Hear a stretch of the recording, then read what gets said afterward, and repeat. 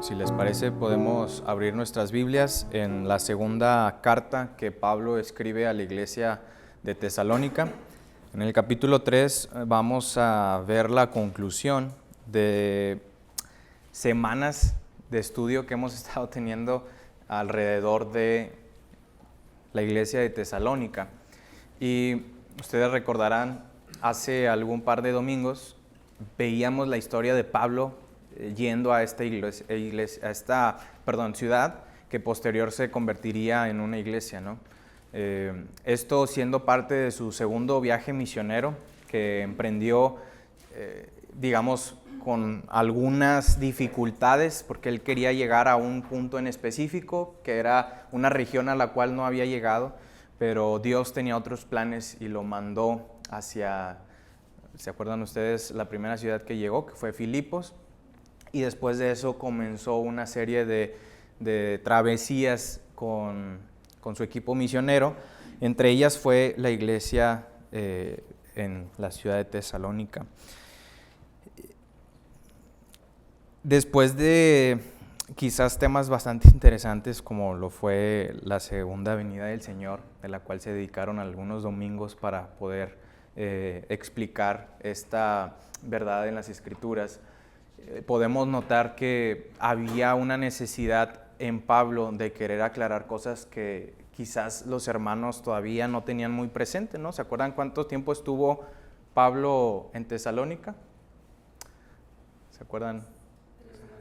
3 días de reposo, dice la Biblia. Podemos entender que fueron 3 semanas. Muy probablemente haya sido algo muy intensivo, a tal punto de que había cosas que, pues obviamente por más teoría que se les pueda compartir, a la hora de la práctica normalmente nosotros podemos sorprendernos, ¿no? Y podemos hasta a veces dudar. Entonces el tema de la segunda venida del Señor era algo importante que Pablo necesitaba aclarar, y hemos estado hablando durante estos domingos acerca de esto. Y curiosamente termina Pablo, se está despidiendo de su carta y toca un tema bastante interesante. En este capítulo 3 vamos a ver 2 temas específicamente, del versículo 1 al versículo 5, del 1 al 5 es la oración y la expansión de la palabra, y después los versículos que nos quedan del capítulo 6 al 14, el trabajo que honra a Dios, y terminaremos del versículo, la parte final del 16 al 18 con su despedida de esta carta. Entonces, viendo el primer punto, que es la oración y la expansión de la palabra. ¿Por qué es importante, después de estar hablándoles acerca de la segunda venida del Señor, por qué es importante que Pablo todavía haga énfasis en la oración y la importancia de que el Evangelio siga creciendo? ¿Por qué es importante? Bueno, aquí Pablo nos lo va a compartir. Y es que aunque normalmente nosotros tenemos algunos temas sobre la gran comisión, ¿no? Hay temas, como se compartía hoy en la mañana, que son tareas que se quedaron para la iglesia, como lo es compartir el Evangelio. Pablo quiere que podamos enlazar, y creo que es una muy bonita enseñanza, la oración, hermanos, con el ministerio de la palabra. Normalmente a veces pensamos que estas son cosas separadas, ¿no? Una es la labor de campo, andar predicando el Evangelio, andar compartiendo a los inconversos, pero Pablo quiere en estos 5 versículos que los hermanos entiendan que la oración juega clave para que el reino de nuestro Señor Jesucristo se establezca en la tierra. Entonces, ese sería el primer tema, cómo la oración y la predicación del Evangelio se enlazan y son necesarios, ¿no? Entonces, es interesante que en el libro de Hechos vemos que el tema de compartir el Evangelio era, pues, digamos que el tema principal, ¿no? Desde los primeros capítulos hasta los últimos, vemos cómo de diferentes formas, posterior a que el Señor Jesús se va, dice, el trabajo que sigue es que ustedes se reúnan, que ustedes se congreguen como iglesia, pero aparte, una función esencial es compartir el Evangelio.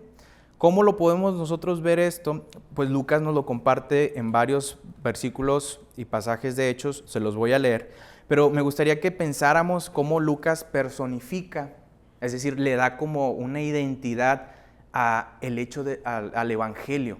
¿Cómo es que entendemos nosotros esto? Que Lucas lo personifica. Bueno, dice que la palabra acerca del Evangelio crecía. Eso es algo muy importante. También prevalecía. Es decir, había oposición, sin embargo, el Evangelio era aún mayor. Y la tercera es que se multiplicaba. Y es interesante que cuando nosotros leemos esto de Lucas, pues podemos pensar, oye, pareciera un ejército. Pareciera una obra tan grande que crece, prevalece y se multiplica. ¿En qué pasajes podemos ver esto? Hechos capítulo 6, versículo 7. Hechos 6, 7 dice que la palabra del Señor y el número de los discípulos se multiplicaba.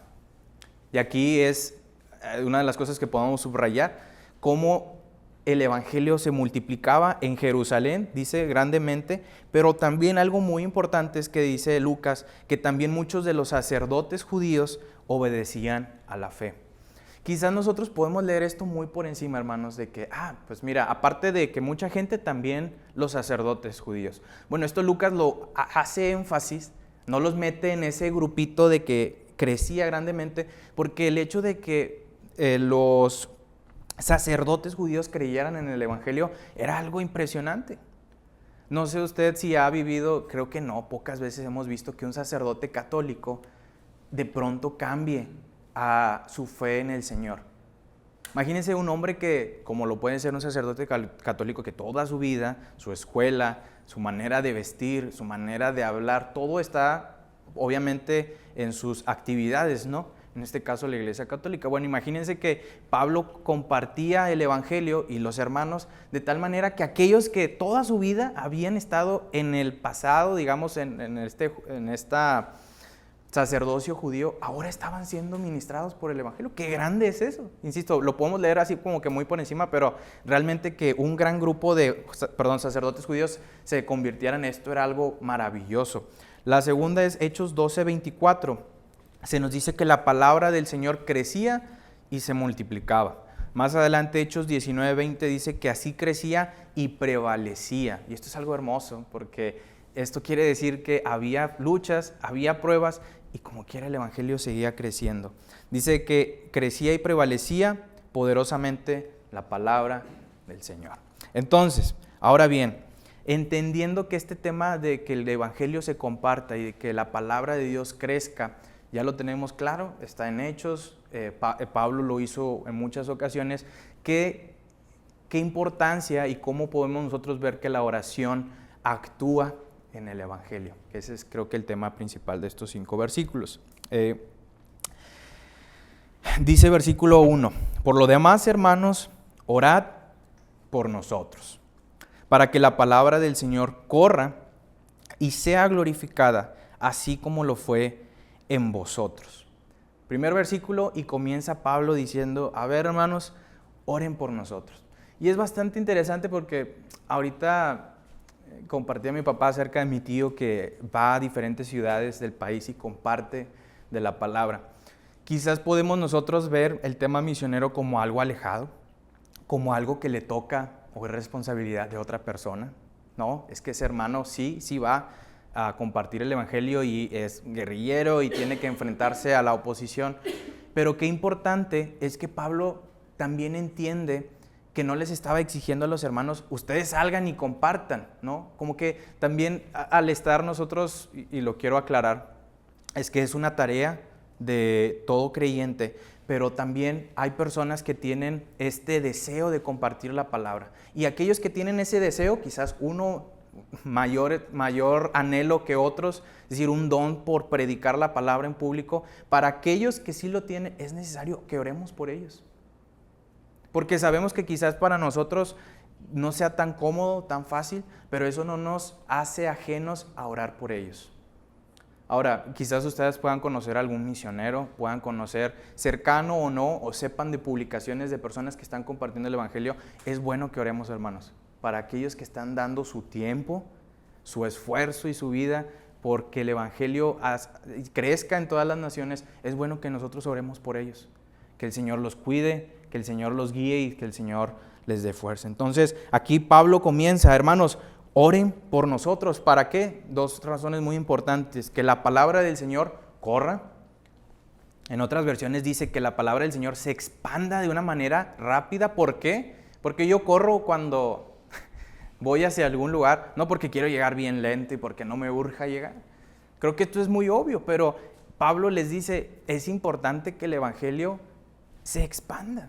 Es importante, digamos, necesitaríamos tener un sentido de urgencia, si es que nosotros compartimos el Evangelio, como lo era Pablo y su equipo misionero, en que hay una necesidad importante que el Evangelio corra. Y luego, que creo que es una de las palabras que me gusta mucho acerca de lo que pide aquí Pablo, es que sea glorificado. Qué importante no solamente es compartir la palabra, sino de que ese evangelio pueda ser glorificado en las personas. Aquí Pablo nos pide esta oración y me gustaría hacer un paréntesis, hermanos, acerca de la oración. Y es que en ocasiones podemos nosotros llegar a pensar que, y creo que sería importante entender el sentido y la manera en la que nosotros venimos a orar al Señor. ¿Por qué comparto esto? Porque es más que claro que Dios no necesita de nuestra oración para que el evangelio crezca. Nuestra oración, a diferencia quizás de otras religiones que pueden pensar que por hacer algo material, Dios va a traernos, digamos, la respuesta, ¿no? Ahí quizás lo podemos recordar con Elías y los sacerdotes. ¿Se acuerdan de aquel entonces que decían, me voy a cortar, voy a hacer un show para que caiga fuego del cielo? Porque así se va a activar el poder de su Dios. En este caso no. Dios no necesita, y ahorita voy a ir a explicar esto con más detalle, pero Dios no necesita de nuestra acción tal cual de oración para que Él actúe. Necesita de un corazón humillado. Necesita de un corazón que realmente refleje pues, que Él es honrado a través de nuestras oraciones. ¿Cómo explico esto? ¿Se acuerdan ustedes en Lucas capítulo 18? Un momento en donde Jesús está compartiendo una parábola acerca de un fariseo y un publicano. Está el fariseo y el publicano que van a orar y nos dice el capítulo 18 de Lucas, yo se los leo si gustan, del versículo 10 al 14. 2 hombres subieron al templo a orar, uno era fariseo y otro publicano. El fariseo puesto en pie oraba consigo mismo de esta manera: Dios, te doy gracias porque no soy como los otros hombres, ladrones, injustos, adúlteros, ni aun como este publicano.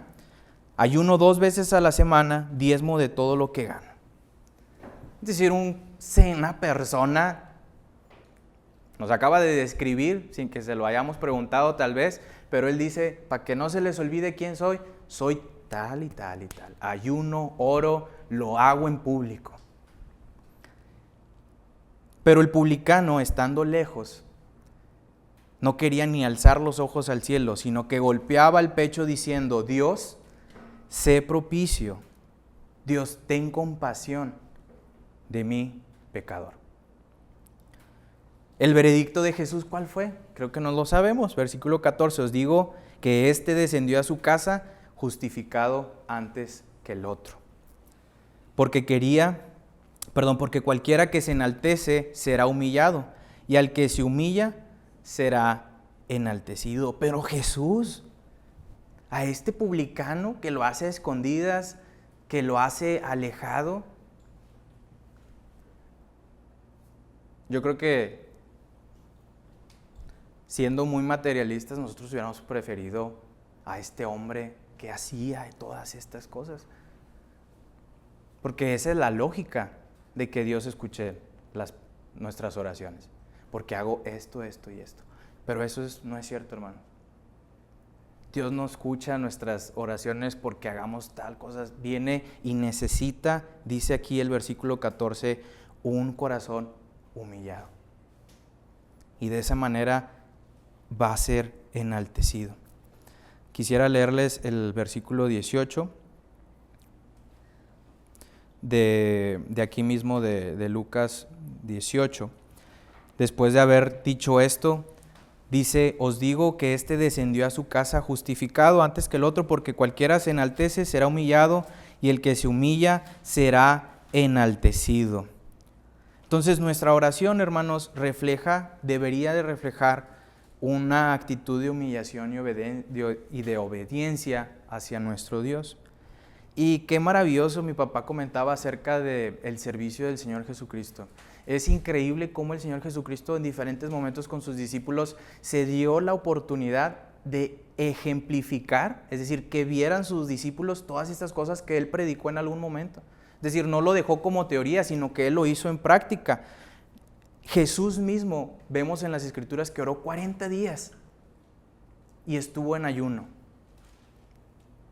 No sé si recuerdan quién es Jesús, el Hijo de Dios, la segunda persona de la Trinidad, Dios Todopoderoso. Dice que oró. ¿Por qué Jesús? Porque si Jesús es el Hijo de Dios. Qué importante esto que el Señor Jesús nos dejó ese ejemplo, que aún Él, y siendo Él siendo Dios y estando aquí en la tierra, tuvo esa necesidad de pasar 40 días en oración y ayuno. Esa realmente es una oración y un tiempo extraordinario, es decir, es algo que comúnmente no vemos. Se lo vimos a Elías, a Moisés también en algún momento, pero el propio escritor y autor de Hebreos acerca de Cristo en el capítulo 5, versículo 7, Hebreos 5, 7 nos dice que Cristo en los días de su carne, es decir, Cristo estando aquí en la tierra, ofreció ruegos y súplicas. Yo leo esto y me sigo cuestionando, ¿cómo que Jesús se humilló ofreciendo ruegos y súplicas con gran clamor y lágrimas? ¿A quién? Al que le podía librar de la muerte. El Señor Jesucristo siendo nuestro ejemplo claro de una oración que se humilla. La parte final de este versículo 7 dice, fue oído a causa de su temor. Fue oído a causa de su sumisión reverente. Qué gran ejemplo de nuestro Señor Jesucristo en cuanto a la oración. Entonces, Pablo copia este modelo de Jesús y dice, para que el Evangelio corra y sea glorificado, les pedimos, hermanos, que oren por nosotros.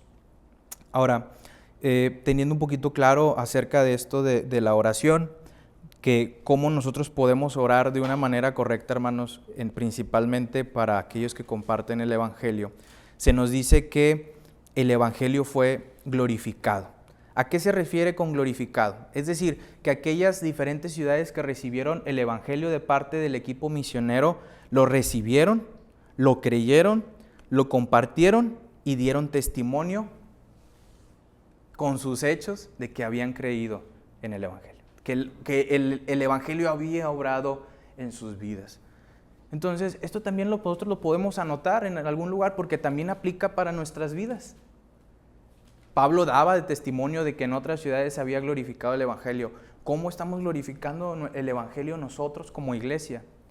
¿Cómo estamos glorificando el Evangelio nosotros como individuos? Insisto, recibieron la palabra, creyeron en ella, la compartieron y daban testimonio de ella. De esa manera glorificaban el Evangelio.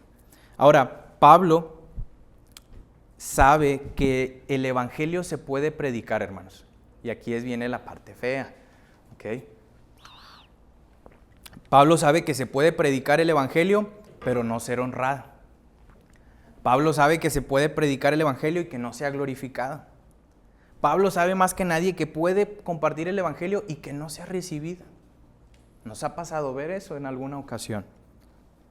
¿Se acuerdan cuando Pablo llegó a Atenas?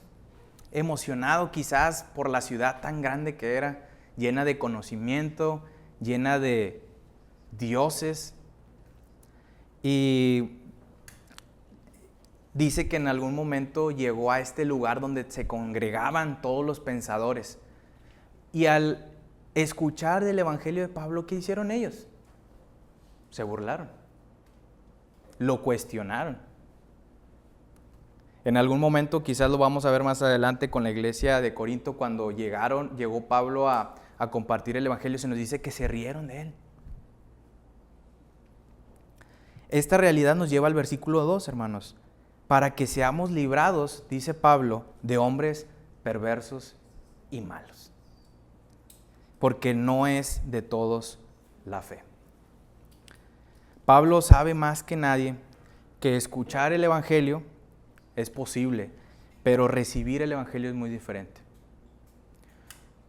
Y yo me sorprendo de verdad el reto que fue para Pablo hacer todo esto, porque cuando llegó a Antioquía de Pisidia, ¿se acuerdan que lo expulsaron de la ciudad? Los líderes religiosos le dijeron, no, aquí no, te me vas. Después llega a Iconio y la gente de ahí lo intentó apedrear, casi lo apedreaban. Después llega a Listra y ahora sí, lo apedrean y lo dan por muerto. Después en Filipos, ¿se acuerdan que llega a la ciudad, compartía el evangelio y había una mujer con espíritu de adivinación y dijo, es que tú y yo servimos al mismo Señor? Y dijo Pablo, no. La reprendió y los amos de esa mujer, pues no les pareció eso, lo azotaron, lo encarcelaron y lo metieron a prisión. Sobre todo injustamente. Y de Tesalónica, ¿se acuerdan que tuvo que huir? Huyó porque ya lo estaban otra vez queriendo agarrar.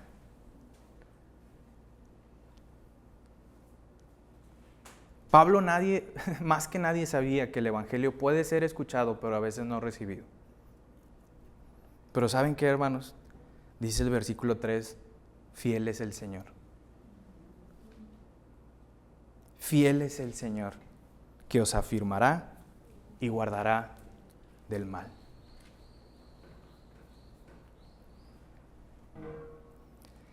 Y uno ve esto y dice, ¿cómo que Pablo, el que andaba asolando la iglesia, ahora anda animando a los hermanos diciendo, fiel es el Señor? Que los va a guardar de personas. Imagínense, a veces cuando uno comete un error, a veces queda como que con ese sentimiento de culpa, y a veces cuando suceden algunas cosas, uno dice, es que ya no lo quiero volver a hacer, ¿no? Imagínense Pablo cuando les decía, los va a guardar de personas como yo en el pasado. De hombres perversos y malos. El Señor es fiel y os afirmará y os guardará del mal. Y creo que esto es algo que normalmente repetimos, hermanos. No dice que no van a pasar tentación, no van a pasar tribulación, que les va a ir bien. En ningún momento dice Pablo que van a ser ajenos a esto. Dice, los van a sufrir, pero tenemos un Dios fiel. Tenemos un Dios fiel que los guarda y que os afirmará. Entonces Pablo no usa cosas bonitas para animarlos, échenle ganas, ya se puede, ánimo. Va y recuerda a un Dios inmutable, a un Dios que podemos ver todas sus promesas y sabemos y podemos confiar que no cambia, hermanos. Y creo que esta es una lección, quizás era una lección muy fuerte, impactante para los hermanos de Tesalónica, pero nosotros lo podemos atesorar también en nuestros corazones cuando nos sintamos turbados o cuando nos sintamos en alguna circunstancia difícil. Podemos recordar que tenemos un Dios fiel y un Dios que nos guarda y que nos protege del maligno. Entonces Pablo pide que oren para que la palabra corra y sea glorificada y para que Dios detenga a estos hombres perversos y malos que acabamos de leer, ¿no? Y lo hace y sabe, y creo que esto es importante, que comienza con la oración porque sabe que la oración puede hacer esto. Sabe que la oración de muchos otros hermanos lo habían librado de todas estas persecuciones. Por eso se los pide. No se los pide porque no se pueda. Ahora, no olvidemos el punto que veíamos ahorita acerca del modo en el que debemos de orar. Cómo debemos de venir ante nuestro Dios a orar. Dice el versículo 4 de aquí mismo, y tenemos confianza respecto a vosotros en el Señor, en que hacéis y haréis lo que os hemos mandado. Esto es muy importante porque más adelante en los versículos 6 y al final del capítulo vamos a ver de hombres que no eran obedientes, hombres que se habían olvidado de lo que Pablo había pedido. Pero dice dice Pablo, tenemos confianza, no en que ustedes le van a echar ánimo, no que ustedes van a hacer las cosas bien, que el Señor, en el Señor, que ustedes van a hacer y haréis en el futuro lo que os hemos mandado. Y podemos recordar ese versículo que Pablo también se lo escribía a una iglesia, que el que comenzó en vosotros la buena obra la perfeccionará hasta el día de Jesucristo. Es decir, el Señor es el que va haciendo, el que pone en nosotros el querer como el hacer, por su buena voluntad. Es decir, es el Señor, no nosotros, hermanos. Esa también es una gran lección. Nosotros debemos de depender de Él. Versículo 5.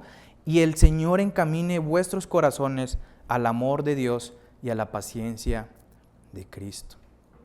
Estos versículos, el final del versículo 5, lo que quiere Pablo compartirle a los hermanos es que ellos experimenten un amor de Dios más allá de lo teórico. Es decir, el Señor encamine vuestros corazones al amor de Dios. Es decir, ojalá experimenten ese amor que Dios ha tenido para ustedes, pero de una manera física, no de una manera teórica. Dice, y a la paciencia de Cristo. Imagínese usted, ¿se acuerda de Jasón?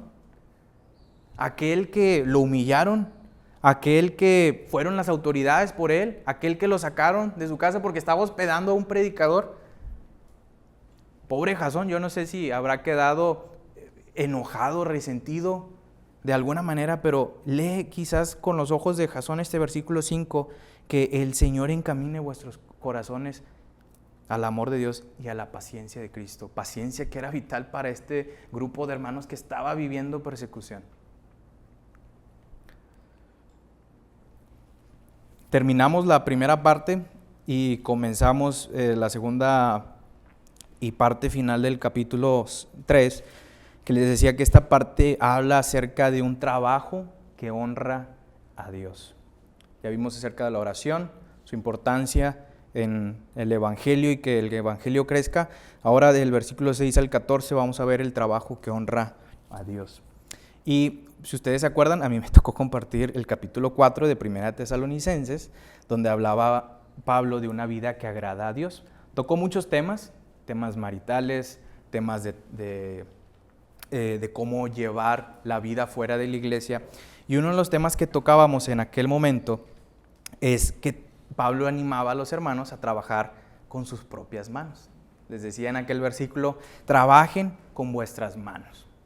Y esto es a lo mejor un tema que, gracias a Dios que lo podemos tocar porque estamos teniendo una predicación versículo a versículo, pero realmente es un tema que, a menos ustedes me pueden quizás decir otra cosa, pero quizás el tema de la venida del Señor sí tiene un impacto.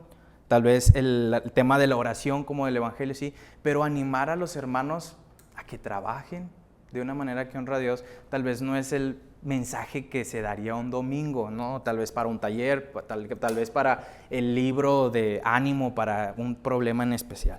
Pero me gustaría que quitáramos, si es que ustedes la tienen, porque yo lo tenía en mente esto que les acabo de compartir, tal vez ustedes no comparten este pensamiento, está bien, ¿verdad?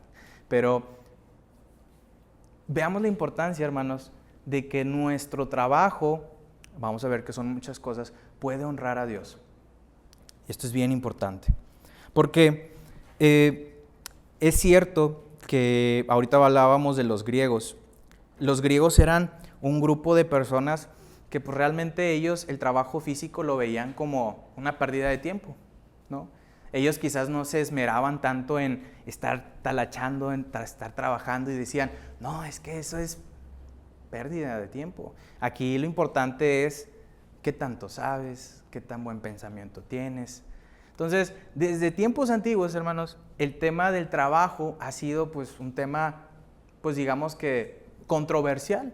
De repente, algunos sí tienen por trabajar y otros no, como los griegos en este caso.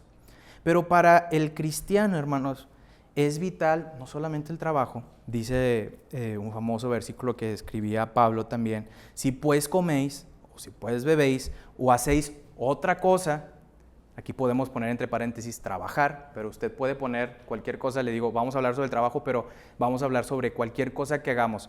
Si pues coméis o bebéis o hacéis otra cosa, hacedlo todo para la gloria de Dios. cualquier cosa que sea usted. Pues yo soy licenciado, yo soy ingeniero, pues ¿sabes qué? Mi papá decía, yo trabajo en mantenimiento, yo soy doctor, yo soy vendedor, yo soy tal y tal, yo soy ama de casa, yo cuido de hijos. Pablo nos invita, y ahorita vamos a ver la responsabilidad importante de que cualquier cosa que hagamos, hermanos, debe de ser para la honra y gloria de Dios, porque eso es testimonio para los de afuera.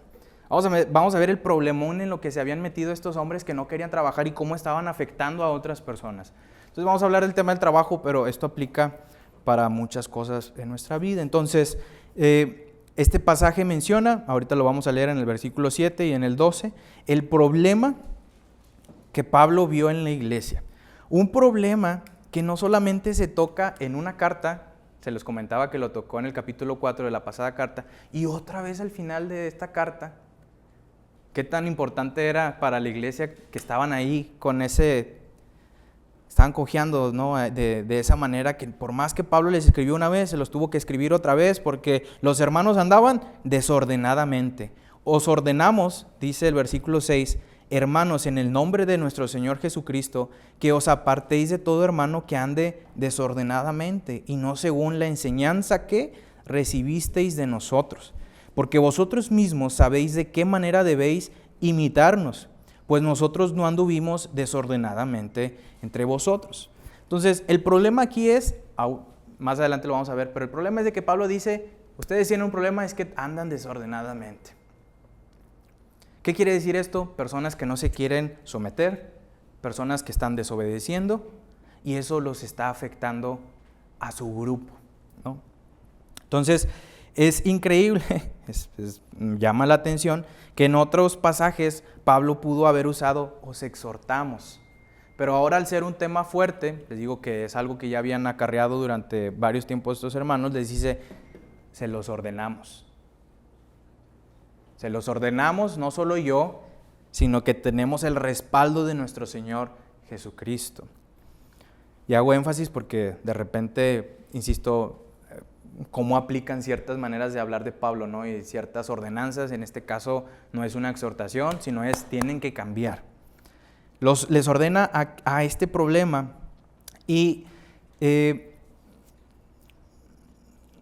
es tan interesante porque dice del versículo 8, ni comimos de balde el pan de nadie, está hablando de su testimonio, de lo que ellos sí hicieron cuando estuvieron con los hermanos de Tesalónica, dice, sino que trabajamos con afán y fatiga día y noche, para no ser gravosos a ninguno de vosotros, no porque no tuviésemos derecho, sino por daros nosotros mismos un ejemplo para que nos imitéis, porque también, aquí está el problema, cuando estábamos con vosotros, os ordenábamos esto. Si alguno no quiere trabajar, tampoco coma. Porque oímos que algunos de entre vosotros, aquí extiende más el problema, andan desordenadamente. No trabajan en nada, sino entremetiéndose en lo ajeno. A tales mandamos y exhortamos por nuestro Señor Jesucristo, que trabajando sosegadamente coman su propio pan. Es interesante y creo que una cosa lleva a otra, que aquel que no trabaja, aquel que no se esfuerza, por consecuencia, ¿qué hace? Pues tiene tiempo libre. Entonces se anda metiendo en cosas ajenas. Aquí dice, yo no lo digo, o sea, dice Pablo que ustedes no tenían trabajo, entonces se andan entremetiéndose. Entonces, veamos qué tan enlazado está este tema del trabajo, ¿no? Ahora, les platicaba en aquella ocasión, cuando les compartí acerca del capítulo 4, que la interpretación tradicional, es decir, lo que se dice históricamente de este problema, es que los hermanos no querían trabajar por una razón. Es decir, ellos habían recibido una carta que comentaba Ham la vez pasada, en donde se les decía que el día del Señor ya llegó y los habían emocionado, y dice que esto había generado que los hermanos dijeran, pues ya para qué, ya para qué trabajamos si el Señor está aquí a la vuelta de la esquina, ¿para qué me esfuerzo? Mejor lo espero a Él. Y no veían, les platicaba aquella ocasión, el problema que esto generaba para otros, porque esto generaba que otros hermanos que sí trabajaban los estuvieran manteniendo. o les estuvieran apoyando. Digo, esto es algo que nosotros interpretamos, ¿no? Por lógica, porque era un problema. Y aparte, el problema mayor que les digo es que imagínense a estos hermanos un lunes por la mañana, quizás después de haber desayunado y después de haber pasado unas 3, 4, 6 horas, pues déjame ver qué anda haciendo el de al lado, ¿no? Porque está sola la casa, entonces voy a ver qué está pasando. No se nos describe realmente qué problemas se metieron, pero nosotros podemos interpretar que esto generaba conflicto entre los hermanos. Ahora, estas iglesias, hermanos, eran pequeñas. Acuérdense lo que estaban viviendo, persecución, llegaron a la casa de Jasón, se lo llevaron. Eran personas que tenían carencias también. Hay pasajes en Corintios y en algunas otras cartas en donde dice que las iglesias que no quisieron recibir, dice Pablo, sobre sus diezmos o sobre sus regalos, porque sabíamos que ustedes lo ocupaban más que nosotros. Este caso también Pablo lo dice más o menos de esta manera a los de Tesalónica. Dice, pues yo sé que yo iba a ser carga para ustedes si ustedes me mantenían. No quería de esa manera forzarlos a mantenernos, porque ya sé que ustedes vivían en carencias, eran una iglesia pequeña, y aparte yo llegar como predicador y simplemente decirles, sí, pues denme de comer. No, dice Pablo, no. Cada quien coma de su propia mano.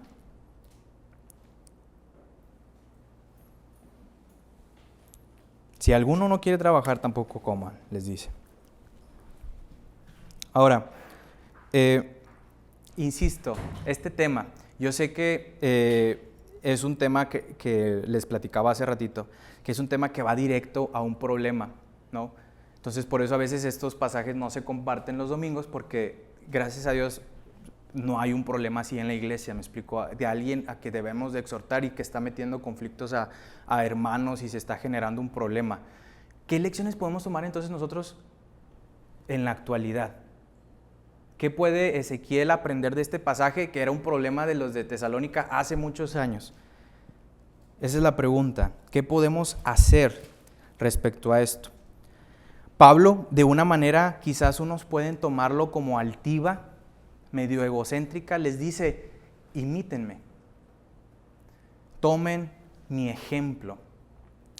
Y creo que más allá de ser algo egoísta de parte de Pablo, Pablo lo estaba haciendo de una manera, y hablábamos hace rato, ¿se acuerdan acerca del testimonio? De lo que nosotros podemos impactar a las personas, a los externos, con nuestras acciones.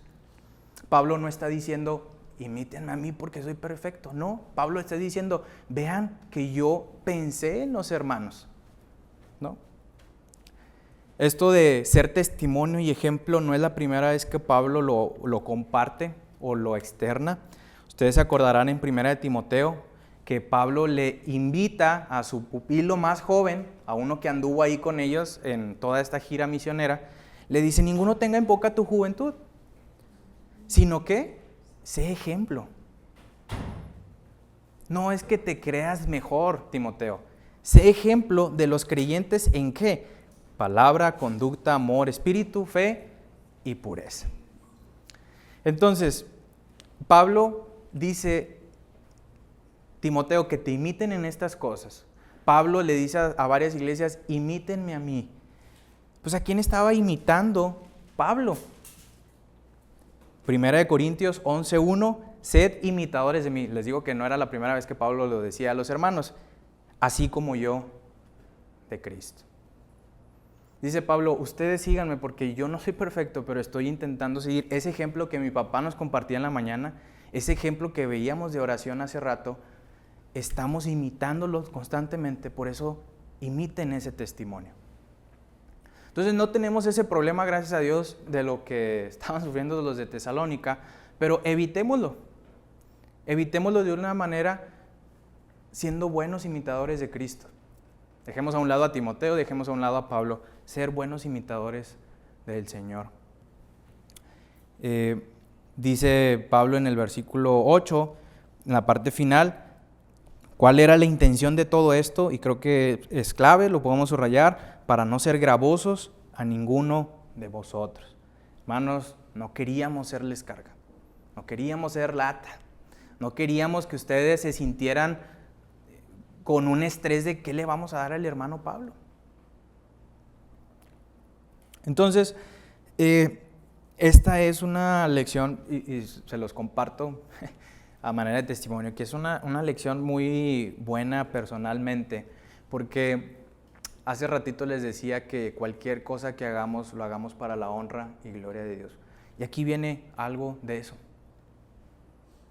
Si nosotros predicamos el Evangelio, si yo que vendo, yo que estoy en la computadora, usted que hace sus labores diarias en su vida laboral o en su vida en la casa, la gente nos está viendo. Y más la persona que no es creyente. Y Pablo dice, hagan todo. Por eso abríamos un paréntesis, cada quien puede meter las actividades que hagan para la honra y gloria de Dios. Y les decía que esto es algo muy personal, hermanos, porque se los comparto, que a veces en el trabajo no es suficiente quizás, pues no decir malas palabras, orar quizás a la hora de la comida para que me vean que soy creyente. Podemos hacer más.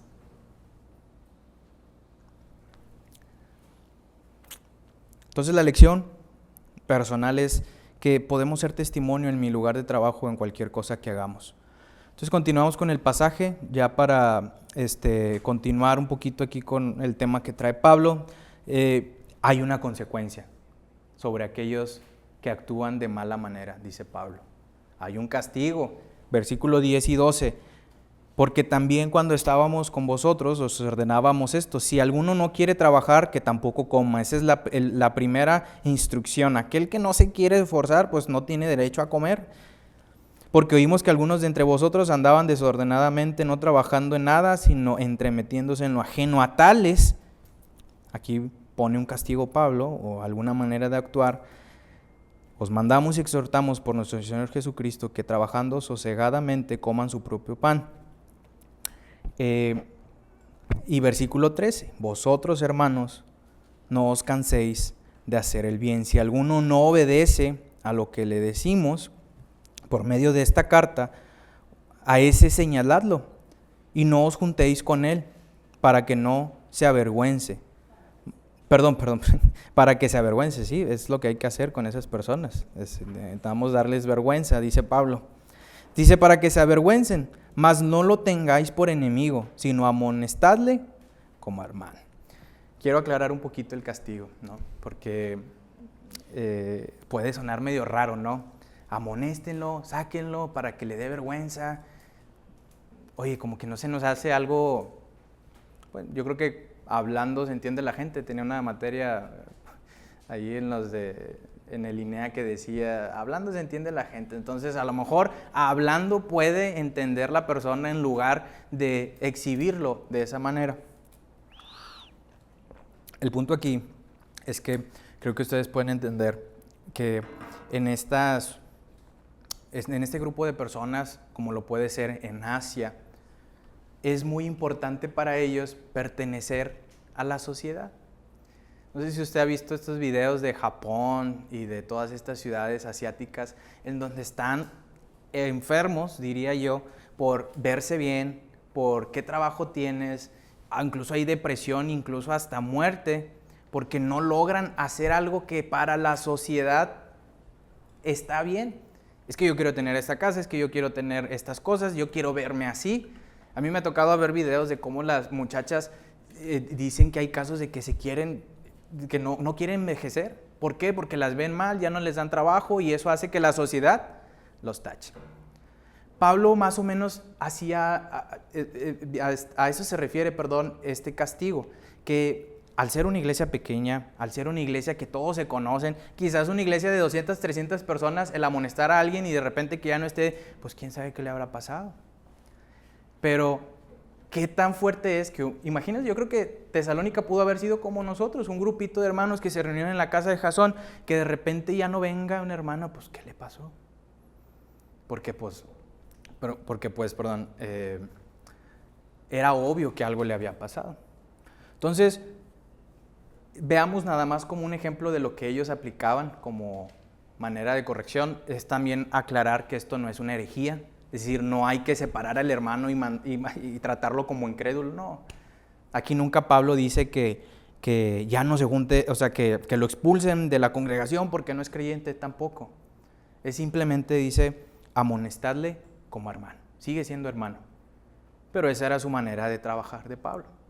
Entonces, se los explico de esta manera porque quizás puede sonar raro para nosotros esta manera de actuar de Pablo, pero eso es a lo que se refiere, a lo pesado que era no ser parte de, ¿se acuerdan ahorita que veíamos ser parte de un judío? No, es que yo tengo que hacer estas cosas y me van a tratar mal y yo no soy igual que ellos.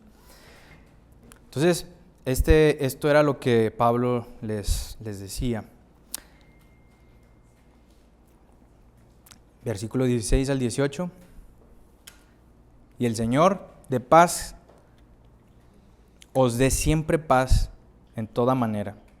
El Señor sea con todos vosotros. Sé que son salutaciones, son bendiciones finales, pero recordemos quién escribía esto. Este hombre que anteriormente tuvo otro tipo de vida, ahora anima a aquellos que están viviendo lo mismo a que esperen en el Señor de paz. Dice, esa paz de nuestro Señor, experiméntenla, como les decía hace ratito, no de una manera teórica, sino de una manera práctica. El Señor sea con vosotros. Y este tema del versículo 17 es algo que se nos platicaba también sobre el problema de la carta que recibieron. La salutación es de mi propia mano, de Pablo, que es el signo en toda carta mía, así escribo. Aunque se puede entender que en este entonces ellos no escribían sus cartas, pero sí para la parte final ellos se tomaban un tiempo para escribir esto y para que, en otras palabras, Pablo les está diciendo, échenle un ojo a cómo escribo, vean qué tan buena letra tengo, para que cada vez que les llegue una carta supuesta de nosotros o mía, pues la comparen, a ver, ¿cómo que esto viene Pablo? Pues está tinta roja y él escribía con tinta negra, pues déjame checo. Era básicamente eso lo que se refería. Ustedes tengan la manera de poder identificarme. La gracia de nuestro Señor Jesucristo. Este Pablo que estaba presente cuando mataron a Esteban. Este Pablo que iba a caballo por más cristianos. Les dice a los hermanos, la gracia de nuestro Señor Jesucristo, la gracia que me transformó a mí, hermanos, la gracia que los está transformando a ustedes, sea con todos vosotros. Amén. Así terminamos una muy bonita historia. No sé si yo creo que a todos les pasa, a los que quizás estudian para compartir aquí, que se encariña uno con estos pasajes. Gracias a Dios pudimos estudiar a Pablo, a las 2 reprensiones que le dio a la iglesia de Tesalónica, y pues que el Señor nos siga dando entendimiento, un corazón sencillo para poder seguir estudiando los siguientes capítulos, porque todavía nos falta alguna parte de este segundo viaje misionero de Pablo. Vamos a orar. Señor, gracias por tu palabra, gracias por que podemos ver en ella diferentes lecciones que pueden ser muy prácticas para nosotros. Oramos a ti con reverencia, oramos a ti con un corazón sencillo, sabiendo que tú puedes actuar en nuestras vidas. Señor, te pedimos que podamos tomar cada una de estas lecciones, ponerlas en práctica, sabiendo que podemos honrarte a través de ellas, Padre. Gracias por el regalo de tu palabra. Gracias porque tenemos la palabra de Dios en nuestras manos. Te pedimos que nos ayudes a poder escudriñarla y a poder estudiar y meditar en ella. Agradecemos este tiempo y te pedimos que nos sigas bendiciendo. Amén.